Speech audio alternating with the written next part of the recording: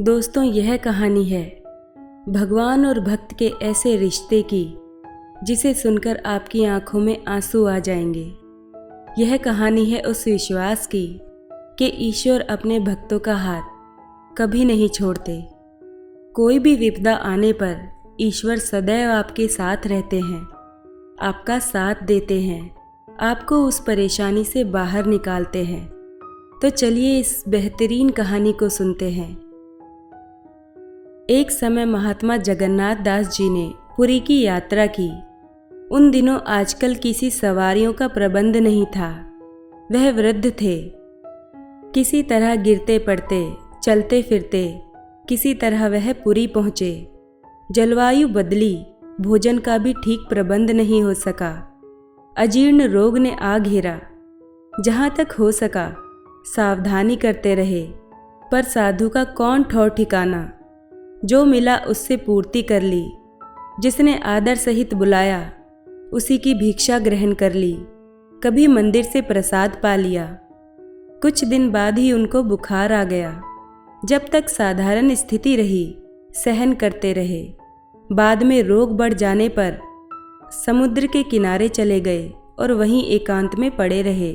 बुखार में कमजोरी आती ही है। बूढ़े थे, बेहोश हो गए। कपड़ों में ही मलमूत्र करने लगे। मक्खियाँ भिनकने लगीं। जो आता दूर से ही देखकर लौट जाता।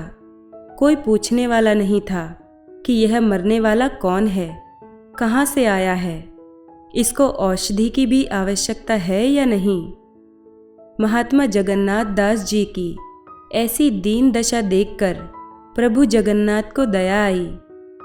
भगवान जगन्नाथ 10 वर्ष के बालक का रूप धारण कर अपने भक्त के समीप पहुँचे। उसके कपड़े बदले, मलमूत्र के वस्त्रों को ले जाकर समुद्र में धोया, धूप में सुखाया। जब तक वह कपड़े भी खराब हो गए, अब इन्हें भी बदला और धोया, सुखाया। कई दिन व्यतीत हो गए। जगन्नाथ दास जी को कुछ खबर नहीं कि मेरी सेवा कौन कर रहा है। जगन्नाथ जी को कुछ होश आया। आँख खोली तो देखा एक बालक सब तरह की सेवा कर रहा है। उठने बोलने की सामर्थ्य नहीं थी। चुप रह गए और मन ही मन में उसकी प्रशंसा करने लगे और उसे धन्यवाद देने लगे। 2-3 दिन और ऐसे ही कटे। अब शरीर में कुछ बल आया। महात्मा जगन्नाथ दास जी उठे, सहारे से घिसटते जल तक पहुँचे, स्नान किया। शुद्ध धुले हुए वस्त्र जो लड़के ने पहले से ही तैयार कर रखे थे बदले। भजन और नित्य कर्म की सामर्थ्य नहीं रही। एक शुद्ध स्थान पर सघन वृक्ष तले आकर लेट गए। बच्चा कहीं से जलपान ले आया। वह खाया और आराम करने लगे। ऐसे ही कई और दिन बीते। अब जगन्नाथ जी का स्वास्थ्य ठीक हो चला है। वह चलने फिरने लगे हैं। बुखार ठीक हो गया। भूख भी लगने लगी है। कुछ खा भी लेते हैं, पर अभी पूरे निरोग नहीं हुए। निर्बलता बाकी है, लेकिन संध्या नियम उनका शुरू हो गया है। प्रातः काल का समय था। भक्त जी स्नान कर पूजा करने बैठे थे। ध्यान में डूब गए। मस्ती छा गई। तन बदन भूल गए। सुध बुध जाती रही। उस दशा में बालक के शरीर में उनको भगवान के रूप के दर्शन हुए। महात्मा जगन्नाथ दास जी घबरा गए। आँख खोल दी, रोने लगे और जल्दी से उठकर अपने सेवक बालक के चरणों में लौट गए। जगन्नाथ दास जी क्षमा याचना करने लगे। तरह तरह की विनती करने लगे। प्रभु, इस अधम के लिए आपने इतना कष्ट उठाया। माता की तरह मलमूत्र साफ किए। इस पापी को मर जाने देते। इस अपराधी को दुख झेलने देते। यह दुष्ट इसी योग्य था कि इसे दंड मिलता। आपने क्यों इतनी दया की, क्यों इतनी खबर ली। अब इसका प्रायश्चित मैं कैसे करूं, इसका बदला मैं कैसे चुकाऊं, किन शब्दों में आपकी विनती करूं। मैं कर्तव्य विमूढ़ हो रहा हूं। क्या करूं कुछ समझ में नहीं आ रहा है। जगतपति, क्षमा करो, क्षमा करो। हे हरि, आप सर्वशक्तिमान हैं, सर्व सामर्थ्यवान हैं, सर्वोपरि हैं। आप चाहते तो दूर रहते हुए ही इस व्यथा को दूर कर सकते थे, आप बैकुंठ में बैठे हुए ही एक दृष्टि से इस विपदा को काट सकते थे। यहाँ क्यों पधारे? क्यों इस दास के लिए इतनी चिंता की? प्रभु बोले, हम भक्तन के भक्त हमारे प्यारे जगन्नाथ, मुझसे भक्तों के दुख नहीं देखे जाते, मुझसे उनकी विपत्तियां नहीं सही जाती। मैं भक्तों को सुख देने के लिए सर्वदा तैयार रहता हूँ। मैं उनके लिए सब कुछ कर सकता हूँ। इसमें मुझको आनंद आता है। ऐसा करते हुए मुझे खुशी होती है। मैं भक्तों से दूर किसी और स्थान पर नहीं रहता। मैं सदा उनके समीप ही रहता हूँ। उनके स्थान में ही चक्कर लगाया करता हूँ। तेरा कष्ट मुझसे सहन नहीं हो सका। मैंने प्रकट हो तुझे आराम पहुँचाने की कोशिश की। इसमें कोई बड़ा काम मैंने नहीं किया, केवल अपने कर्तव्य का पालन किया है। भगवान ने आगे कहा, प्रेम सब कुछ करा लेता है। तू मुझे प्यारा है, इसीलिए मैंने ऐसा किया है। इसके लिए तू किसी प्रकार की चिंता मत कर, हृदय में शोभित मत हो। हाँ, एक बात जो तूने कही कि वहाँ बैठे हुए ही इस रोग को दूर कर सकते थे, सो हे भ्राता, यह मेरे अधिकार से बाहर की बात है। प्रारब्ध का भोग अवश्य भोगना पड़ता है। कर्म बिना भोगे नहीं कटता, यह प्रकृति का नियम है।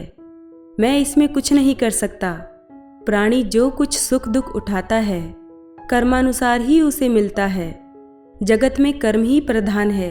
हाँ, जो भजन करने वाले हैं, जो निरंतर सच्चे हृदय से मेरी भक्ति में रत रहने वाले हैं, उनके कष्टों को मैं हल्का और सुलभ कर देता हूँ। कठिन विपत्ति के समय अपने सेवकों की मैं सहायता कर देता हूँ। यही मेरी दया है। कर्मों को बिना भोगे आत्मा शुद्ध नहीं होती।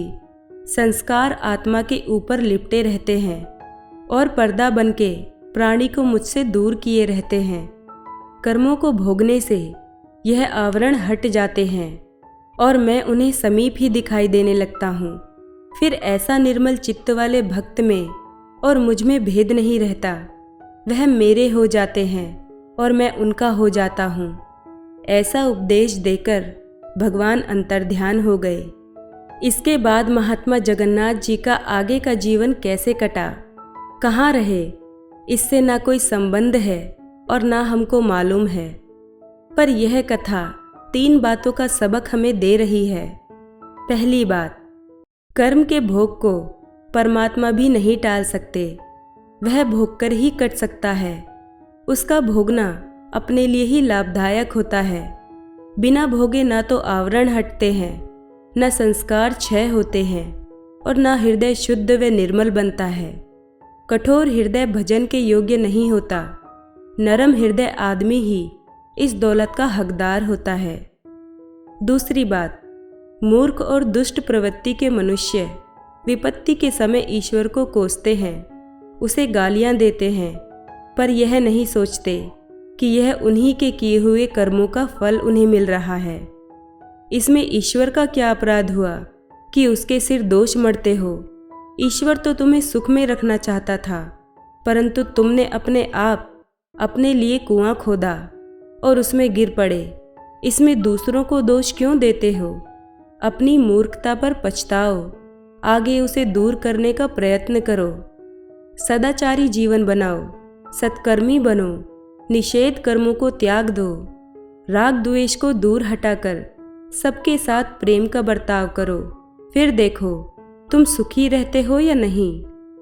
तीसरी बात, ऐसी बातें कई तार्किक कहने लगते हैं कि जब कर्म का फल हमें भोगना ही है तो भजन से क्या लाभ, क्यों भजन और पूजा में समय नष्ट करें, वृथा क्यों परिश्रम उठाएं, ईश्वर हमें क्या दे देगा, हम जैसा करेंगे वैसा भोगेंगे। इसका समाधान भी इस कथा में हुआ है। वह यह है कि भोग तो आएगा और वह भोगने से ही कटेगा, पर जो भजन करने वाले हैं, भगवान के सच्चे भक्तों में हैं और साथ ही शुद्ध चरित्र और कोमल स्वभाव है, उन्हें कठिन विपत्ति के समय एक गुप्त सहायता ऐसी मिलती है जिससे वह कष्ट तीव्र और भारी न रह के सूक्ष्म और हल्का हो जाता है।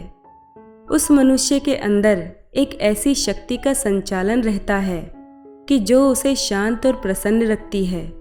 इस आनंद में कठिनाई आती है और चली जाती है, उसे कोई विशेष अनुभव भी नहीं होने पाता। बस इतना ही भजन का प्रताप है और भजन करने वालों और साधारण लोगों में यही भेद है।